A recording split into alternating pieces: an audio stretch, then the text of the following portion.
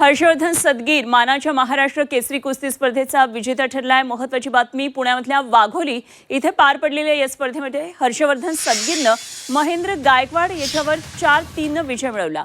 माती गटातला विजेता महेंद्र गायकवाड आणि गादी गटातील विजेता हर्षवर्धन सदगीर यांच्यामध्ये 68व्या महाराष्ट्र केसरी कुस्ती स्पर्धेचा हा अंतिम सामना रंगला।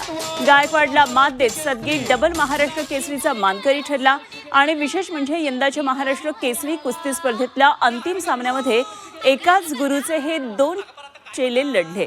पैलवान काका पवार यांच्या तालमीतले महेंद्र गायकवाड आणि हर्षवर्धन सदगीर मल्ल आहेत आणि त्याआधी माती गटात महेंद्र गायकवाडनं सिकंदर शेख याला 3-0 अशी सहज मात दिली, तर गादी गटामध्ये हर्षवर्धन सदगीर यांना 8 गुण मिळवत जय पाटील याला धूळ चालली।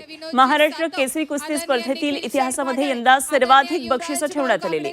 मानाची चांदीची गदा, 5 लाख रुपये आणि कार असं बक्षीसचं स्वरूप आहे।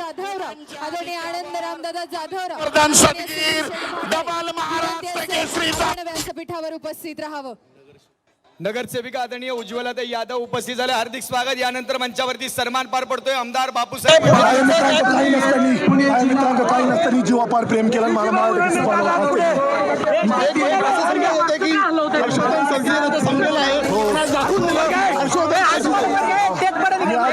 मला त्याचा गर्व आहे। गेले 7 महिने मी काका पवारांच्या मार्गदर्शनाखाली पंजाबमध्ये सिकंदर कॅरोकोचा अमृतसर आखाडा इथं शिकत होतो। त्यांचं मला सगळ्यात मोलाचं ह्या वर्षीचं मार्गदर्शन होतं आणि त्यांच्याच